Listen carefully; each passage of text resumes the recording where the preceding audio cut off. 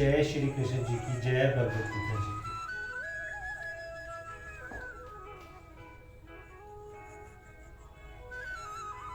रोज एक श्लोक को पढ़ते, आज आप भी हाथ जोड़ो।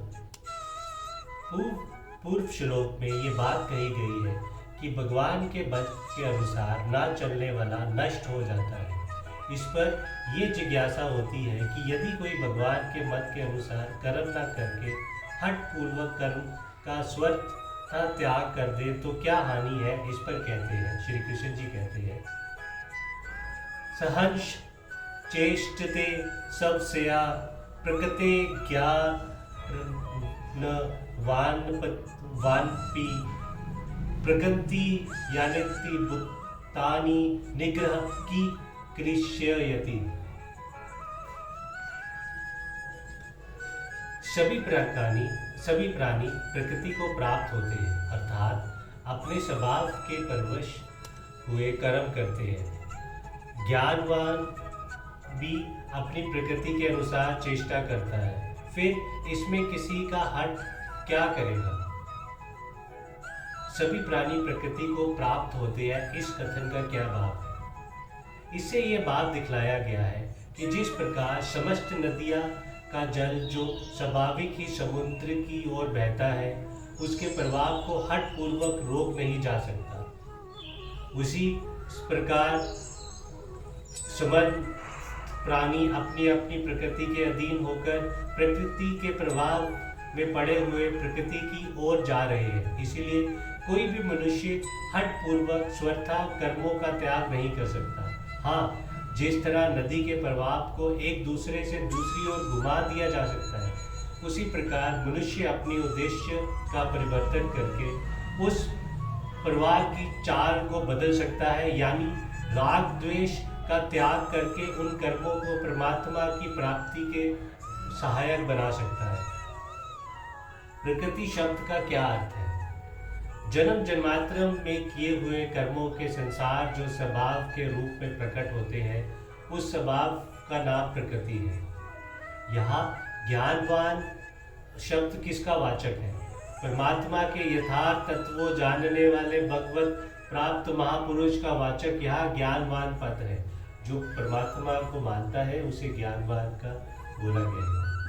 अभी पद के प्रयोग का क्या भाव है। अभी पद के प्रयोग से ये भाव दिखलाया गया है कि जब समस्त गुणों के अतीत ज्ञानी भी अपनी प्रकृति के अनुसार चेष्टा करता है, तब तो अज्ञानी मनुष्य प्रकृति के अधीन हो रहे हैं, वे प्रकृति के प्रभाव को हठ पूर्वक कैसे रोक सकते हैं। क्या परमात्मा को प्राप्त ज्ञानी महापुरुष के स्वभाव भी भिन्न भिन्न होते हैं।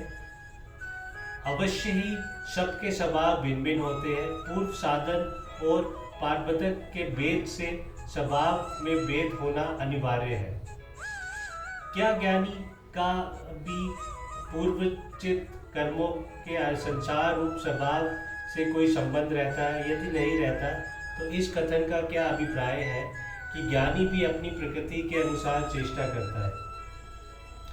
ज्ञानी का वस्तुतः ना तो कर्म संस्कारों में किसी प्रकार का कोई संबंध रहता है और ना वह किसी प्रकार की कोई क्रिया करता है, किंतु उस अंतकरण में पूर्वचित प्रकार के संस्कार रहते हैं और उसी के अनुसार उसके बुद्धि, मन और इंद्रिया द्वारा प्रभात, भोग, लोक संग्रह के लिए बिना ही कर्तव्य में क्रियाएं हुए करते हैं। उन्हीं क्रियाओं का लोक दृष्टि से ज्ञानी में अध्यारोप करके कहा जाता है कि ज्ञानी भी अपनी प्रकृति के अनुसार चेष्टा करते हैं। ज्ञानी भी क्रियाएं बिना कर्तव्यपान के होने से राग द्वेष और अहंता ममता से स्वरता शून्य होती है। अतएव वह चेष्टा मात्र है, उनकी संज्ञा कर्म नहीं है। यही बात दिखलाने के लिए यहाँ चेष्टा क्रिया का प्रयोग किया गया है।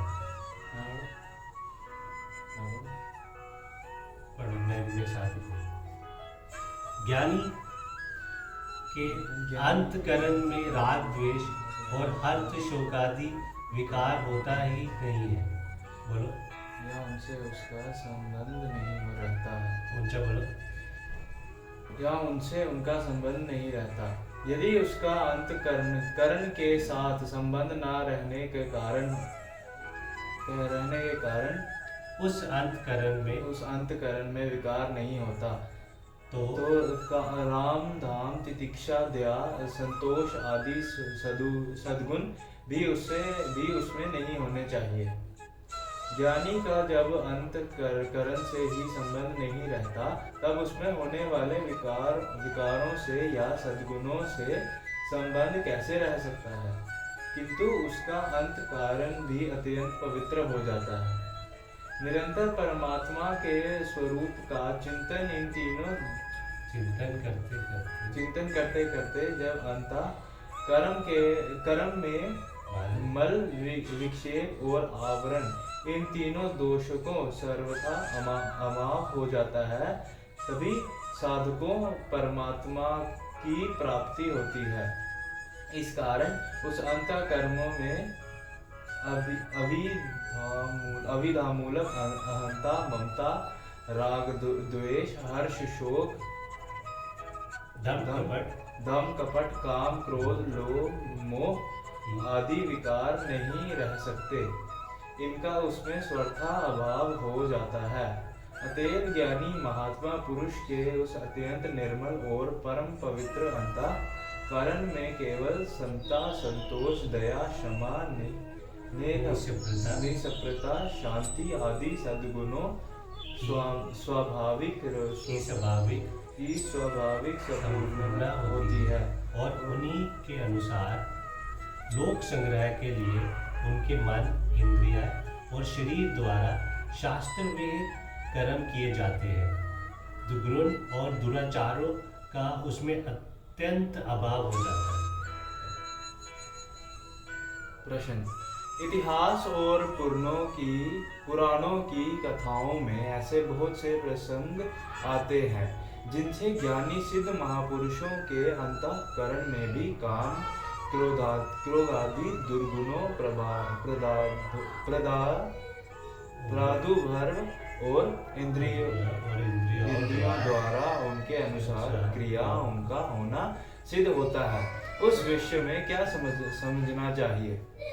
उदाहरण की उपेक्षा विधि वाक्य बलवान है और विधि वाक्य से भी निषेध परक वाक्य अधिक बलवान है। इसके सिवा इतिहास पुराणों की कथाओं में जो उदाहरण मिलते हैं उनका रहस्य ठीक समझ में आना कठिन भी है। इसलिए यही मानना उचित है कि यदि किसी के अंतःकरण में सचमुच काम, क्रोध आदि दुर्गुणों का प्रादुर्भाव हुआ हो और उनके अनुसार क्रिया हुई, तो तब तो वह भगवत प्रास ज्ञानी महात्मा ही नहीं है, क्योंकि शास्त्रों में कहीं भी ऐसे विधि वाक्य नहीं मिलते जिनके बल पर ज्ञानी महात्मा में काम, क्रोध आदि अवगुणों का होना सिद्ध होता है, बल्कि उनके निषेध की बात जगह जगह आई है। गीता में भी जहाँ जहाँ महापुरुषों के लक्षण बतलाए गए हैं, उनमें राग, द्वेष और काम, क्रोधी आदि दुर्गुण और दुराचारों का स्वतः अभाव दिखलाया गया है। हाँ, यदि थोक संग्रह के लिए आवश्यक होने पर उन्होंने स्वांग की भांति ऐसी चेष्टा की हो, तो उसकी गणना अवश्य ही दोषों में नहीं है। फिर इसमें किसी का हट क्या करेंगे, इस कथन का क्या भाव है? इससे यही भाव दिखलाया गया है कि कोई मनुष्य हट पूर्वक क्षण मात्र भी कर्म के बिना नहीं रह सकता। प्रकृति उससे जबरन कर्म करा लेगी। अंत मनुष्य का विहित कर्म का त्याग करके कर्म बंधन से छूटने का आग्रह न रखकर स्वभावनियत कर्म करते हुए ही कर्म बंधन से छूटने का उपाय करना चाहिए। उसी से मनुष्य सफल हो सकता है। विहित कर्मों को त्याग तो वह स्वेच्छाचारी होकर उल्टा पहले से ही अधिक कर्म बंधन में जकड़ जाता है और उसका पतन हो जाता है। प्रश्न: यदि सबको प्रकृति के अनुसार कर्म करने ही हैं, करने ही पड़ते हैं, मनुष्य की कुछ भी स्वतंत्रता नहीं है, तो फिर विधि निषेधात्मक शास्त्र का क्या उपयोग है? स्वभाव के अनुसार मनुष्य को शुभाशुभ कर्म करने ही पड़ेंगे और उन्हीं के अनुसार उसकी प्रकृति बनती जाएगी। ऐसी अवस्था में मनुष्य का उत्थान कैसे हो सकता है? शास्त्र विरुद्ध अस्त कर्म होते हैं। राग द्वेषादि के कारण और शास्त्र विहित सत्कर्मों आचरणों में श्रद्धा भक्ति आदि सद्गुण प्रदान कारण है। राग द्वेष काम क्रोध आदि दुर्गुणों का त्याग करने में और श्रद्धा भक्ति आदि सद्गुणों को जागृत करके उन्हें बढ़ाने में मनुष्य स्वतंत्र है। अतएव दुर्गुणों का त्याग करके भगवान में और शास्त्रों में श्रद्धा भक्ति रखते हुए भगवान की प्रसन्नता के लिए कर्मों का आचरण करना चाहिए। इस आदर्श को सामने रखकर कर्म करने वाले मनुष्य के द्वारा निषिद्ध कर्म तो होते ही नहीं, शुभ कर्म होते हैं, वह भी मुक्तिप्रद ही होते हैं, बंधन कारक नहीं। अभिप्राय ये है कि कर्मों को रोकने में मनुष्य स्वतंत्र नहीं है, उसे कर्म तो करने ही पड़ेंगे, परंतु सद्गुणों का आश्रय लेकर अपनी प्रकृति का सुधार करने में सभी स्वतंत्र हैं। ज्यों-ज्यों प्रकृति में सुधार होगा, त्यों क्रियाएं अपने आप ही विशुद्ध होती चली जाएंगी। अतएव भगवान की शरण होकर अपने स्वभाव का सुधार करना चाहिए, इसी से उत्थान हो सकता है। जय श्री